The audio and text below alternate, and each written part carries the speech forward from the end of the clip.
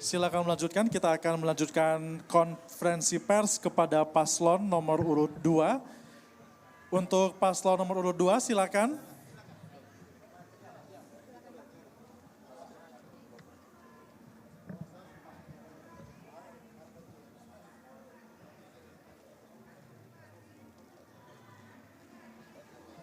Selamat datang untuk paslon nomor urut 2.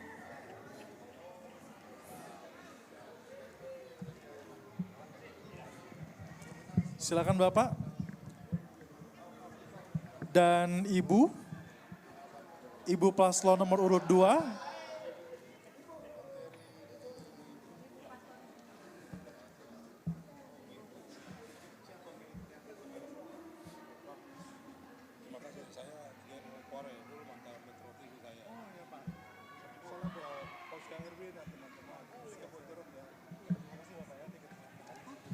Baik teman-teman media sekalian, kita sudah menggelar debat publik kedua dan ini merupakan paslon 2, Bapak dan Ibu paslon 2. Turun sedikit. Ya, silakan menyampaikan pernyataannya kepada media setelah debat ini. Ya, Assalamualaikum warahmatullahi wabarakatuh. Amolonggo, Nemo Waitimi Saipa, Salam. Terima kasih untuk masyarakat Mimika yang selama ini sudah kasih memberikan dukungan, simpatisan, relawan, semua masyarakat yang telah berikan dukungan kepada kita berdua, Peggy dan Maximus, siap melaksanakan semua janji kita di Kabupaten Mimika, yaitu 9 visi misi kita. Ini bukan hanya janji saja, kita akan membawa Kabupaten Mimika ini betul-betul perubahan. Di sana kenapa perlu perubahan?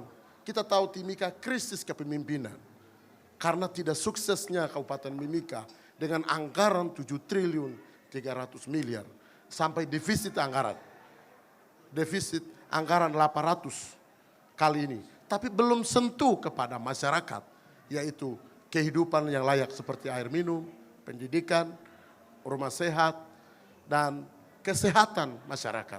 Maka kita dua berjanji, bahkan kita berikan dukungan kepada masyarakat yang meminta kepada pemekaran desa dan distrik. Ini sangat penting untuk pemberantasan kemiskinan Kabupaten Mimika. Supaya pemerintah hadir untuk pelayanan masyarakat, publik itu bisa dilaksanakan. Untuk itu, saya dengan Peggy akan berjanji untuk melaksanakan semua janji kita. Dan jangan lupa, tanggal 27, datang di TPS, pilih nomor 2, dan kita akan memperbaiki semua janji-janji kita di Kabupaten Timika. Silakan. Ibu silakan. Iya, saya mau menyampaikan terima kasih banyak kepada KPU, Bawaslu yang telah mengadakan debat kandidat yang kedua ini, kepada kru Metro TV yang sudah menyampaikan pesan kepada masyarakat secara luas, menampilkan kami agar masyarakat bisa melihat visi dan misi dari ketiga calon tersebut. Oleh karena itu, saya meminta kepada semua masyarakat, pilihlah pasangan yang diinginkan oleh otonomi khusus adalah Peggy dan Maximus yang diinginkan oleh otonomi khusus. Pilih kami tanggal 27 November 2024, kami adalah pasangan serasi yang diinginkan oleh otonomi khusus. Saya tambahkan, ya ini juga kita sudah mewakili, kita tahu hasil survei Kabupaten Mimika, Muslim tertinggi, habis itu Kristen, Katolik. Maka kita lengkap karena Mama Peggy mewakili umat Muslim di Kabupaten Mimika, saya mewakili Kristen. Untuk itu Kabupaten Mimika layaknya menjadi kota toleransi, kota untuk membangun perubahan, kota yang akan kita impikan sama-sama menjadi kota percontohan di tanah Papua. Inilah yang janji kita. Jangan lupa sekali lagi datang tanggal 27, pilih nomor 2. I love you buat kamu semua, masyarakat Timika. Rekan-rekan media yang ingin bertanya kami persilakan. Silakan. Ya, baik Bapak, izin saya Umar dari Torang Bisa. Mungkin Bapak bisa jelaskan sedikit terkait dengan yang tadi disampaikan bahwasanya merekrut tenaga kesehatan dari Malaysia ya. Sedangkan itu bertolak belakang dengan apa yang Bapak sampaikan bahwasanya optimalan balai kerja. Itu mungkin Bapak bisa jelaskan sedikit terkait dengan hal itu. Terima kasih Bapak. Jadi tenaga asing itu resmi di dalam negara untuk sebagai konsultan, perencanaan, perantas kemiskinan. Dan itu bisa dilakukan mau orang Amerika, orang Eropa, bisa di-hire. Di Freeport bisa hire orang Amerika, engineer dan tambang di bawah tanah. Ini kita bicara tentang manusia, mau tolong manusia. Maka itu tidak ada hal yang tidak harus dilakukan. Sekarang Kabupaten Mimika itu orang asing paling luar biasa. Penerbangan pesawat orang asing. Boleh kerja, masalahnya di mana? Untuk perantas kemiskinan kesehatan harus dilakukan. Negara jaminkan itu. Harus lakukan. Kenapa orang Malaysia harus datang? Karena berbahasa Indonesia. Masyarakat di kampung-kampung belum siap berbicara tentang bahasa Inggris. Kita tidak mungkin mendatangkan orang Eropa, orang Amerika. Minimal satu bahasa dengan kita bahasa Indonesia. Jenis penyakitnya sama antara Malaysia dengan Indonesia. Sama. Cuma mereka lebih maju. Untuk itu bukan mereka paling hebat. Tapi kita butuh transformasi. Transformasi kesehatan. Transformasi ilmu. Perantas kemiskinan kesehatan di negeri ini. Banyak orang Papua mati tapi tidak diekspos, termasuk jurnalis. Tidak lakukan, termasuk pemerintah, tidak terbuka. Setiap hari kematian angka.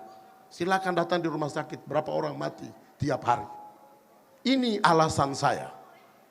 Itu dijaminkan dengan anggaran namanya anggaran otonomi khusus. Bisa dilakukan. Menjadi pendampingan.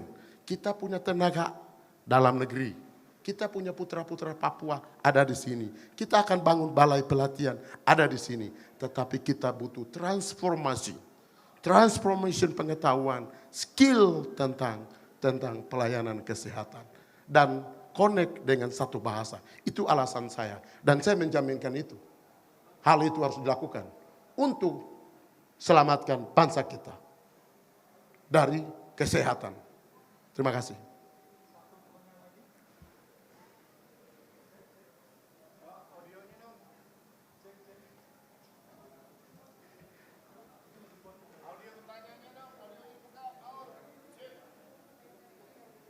Bicara pakai itu speaker.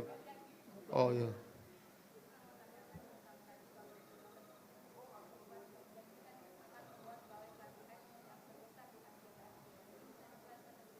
Betul.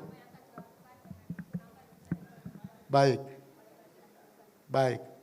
Balai pelatihan ini sesuai dengan potensi dan kebutuhan kekayaan kami di Papua Tengah. Papua Tengah ini memiliki tambang terbesar di dunia. Bukan kabupaten, bukan negara, terbesar di dunia. Maka membutuhkan skill untuk orang berjadi tambang di bawah tanah. Bawa alat berat, perbaiki alat berat, daur ulang alat berat. Kita juga punya potensi arapura. Kenapa orang asli Papua punya arapura tapi tidak menikmati, tidak tangkap ikan. Yang tangkap ikan orang lain karena pelatihannya kurang, pendidikannya kurang. Untuk itu skillnya kita dibekalin supaya orang Kamoro bisa melayang sendiri. Karena pengetahuan, pemerintah tidak ada komitmen, kita berkomitmen itu. Kita dapat kesempatan jadi bupati, kita lakukan itu. Itu yang namanya balai internasional di Asia Pasifik, bangun di sini. Kita punya tanah kaya, kita punya APBD kuat, kita punya produktif anak-anak muda, usia produktif kerja banyak sekali. 60% kemiskinan di sini. Persoalannya siapa yang akomodir mereka? Dengan cara apa? Maka saya sebagai anak muda, kami berdua pasangan yang lengkap memberikan jaminan bahwa kita akan bangun balai terbesar di Kabupaten Mimika untuk serap seluruh potensi. Bukan hanya laut sama tambang. Kita juga punya pertanian. Kita juga punya peternakan ayam, sapi, ternak babi. Itu bisa dilakukan di sini. Kenapa harus datangkan dari Surabaya? Ini semua persoalan masalah pendidikan. Maka pendidikan penting, tapi balai pelatihan skala besar sangat penting. Dan ini tidak ada masalah dengan undang-undang. Ini tidak ada masalah, hanya ada hati. Pemimpin itu ada hati enggak? Ada komitmen enggak? Bisa jalan enggak? Itu persoalannya. Maka saya berkomitmen. Saya pemimpin, saya orang asli Papua. Saya memberikan jaminan. Kekayaan ada di tempat saya. Untuk itu kamu semua yang ada di sini.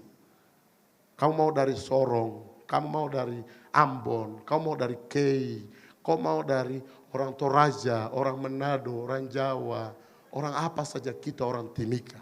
Kita akan bangun. Saya akan memberikan kesempatan jaminan bekerja melalui Balai Pelatihan dan Pendidikan Gratis. Ini menjadi visi misi saya. Terima kasih. Jelajahi cara baru mendapatkan informasi. Download Metro TV Extend sekarang.